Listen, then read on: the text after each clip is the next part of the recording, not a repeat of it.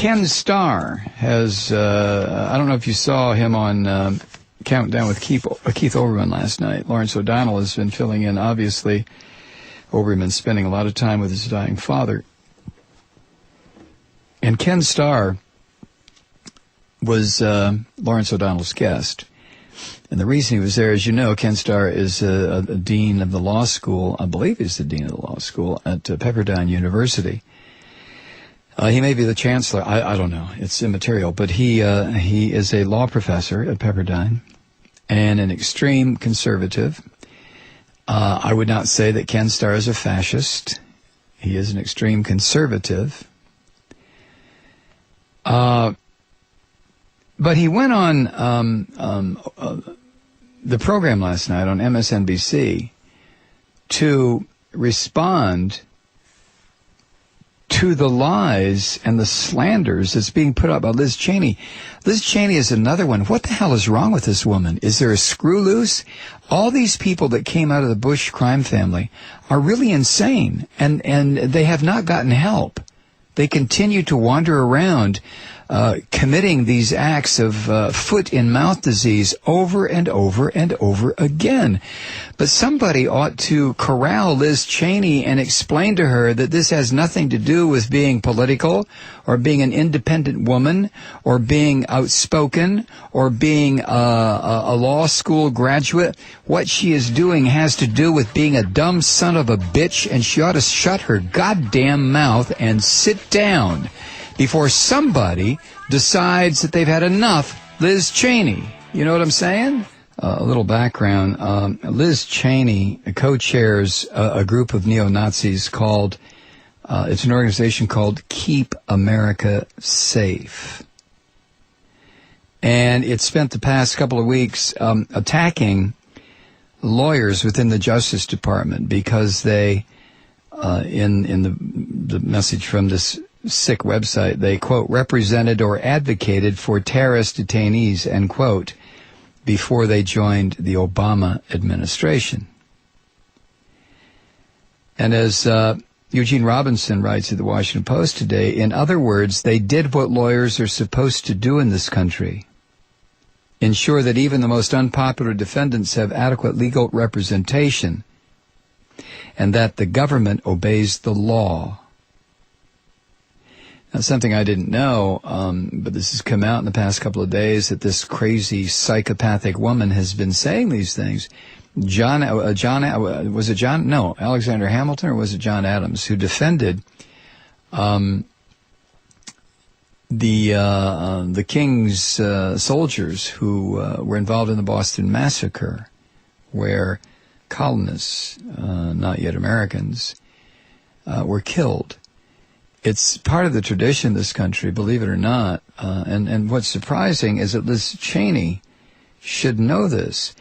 Her partner in crime is this useless human being, William Crystal, who, after being cashiered by the New York Times, now writes a monthly column for the Washington Post. It was John Adams. Anyway, Ken Starr calls what Liz Cheney is doing a shameful series of attacks. There is a letter that is being passed around among conservative lawyers, including several former high-ranking officials of the Bush-Cheney administration. The letter blasts these shameful series of attacks in which Liz Cheney has been the principal mouthpiece. Now, among the signers are Larry Thompson, who was Deputy Attorney General under John Ashcroft. Larry Thompson also was a federal attorney for the Northern District of Georgia in that capacity years and years and years ago. I had occasion to meet him, and while he is a Republican, he was someone, to quote Margaret Thatcher, that we could do business with, it seemed like. Larry Thompson is an honorable man. I would imagine he still is. That was forever ago. He was under John Ashcroft. Peter Keisler, who was acting Attorney General for a time during Bush's second term, and Bradford Berenson, who was an associate White House counsel during Bush's first term.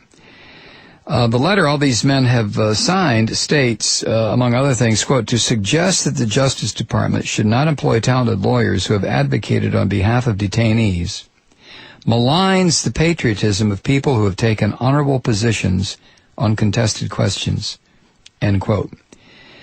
But as Eugene Robinson points out, maligning or casting people in the worst possible light is apparently the whole point of what Keep America Safe is all about. It's another neo-fascist, McCarthyite organization that these sick right-wingers continue to put together. Now, someone listening to the program, I don't mean you right-wingers, to hell with you, but somebody who's rational could say, well, Malloy, you're doing the same thing. You're making ad hominem attacks. And my only response to that is that if you see evil and you don't identify evil behavior, because I don't believe in intrinsic evil, if you see evil behavior and you don't attack it or identify it or raise hell about it, then what's the point? Why even bother setting yourself up as someone who has an interest in what happens to the country? So, yeah, I say heavy, nasty, scurrilous things about these right-wingers. But it's only because they're destroying my country. I understand that there's no limits in a cracked, bleeding society like ours.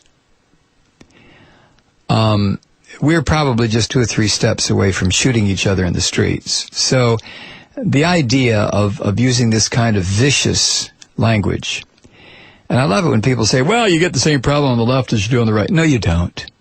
No, you don't. You really don't. If George W. Bush illegally and immorally invades a country and he's called a fascist son of a bitch capitalist freak for doing it, that's A. If B, Obama administration lawyers who defended people being detained in this country, and then these defenders went up to the Justice Department, if Obama is then called a communist or a jihadist, that's sick garbage, meaningless. So there is no equivalency here. And these right-wingers attempt to establish equivalency all the time. Well, it's just as bad on the left. No, it's not, you lying bastards. It is not as bad on the left. The left doesn't, first of all, there is no left. This is the United States of America 2010. There's no left here, you dumbasses. Either we are chock-a-block with middle-of-the-roaders, and as Jim Hightower so famously said, the only thing you find in the middle of the road is a yellow line and dead armadillos, or we have center-right or far-right freaks who are trying their damnedest to destroy the country. So there is no equivalency. When so-called liberals or what passes for a leftist comment these days, when these folks rail against these Nazi bastards that are destroying the country, that is not the same, and never will be the same, as people on the Nazi right who lie the country into a war, for Christ's sake. There's no equivalency there. Or who gut the regulatory agencies so people die. Or who destroy the idea of health care or Social Security or Medicare simply because the rat bastards want to see it all flow into this sick capitalist system. That is not equivalency when they are called sons of bitches.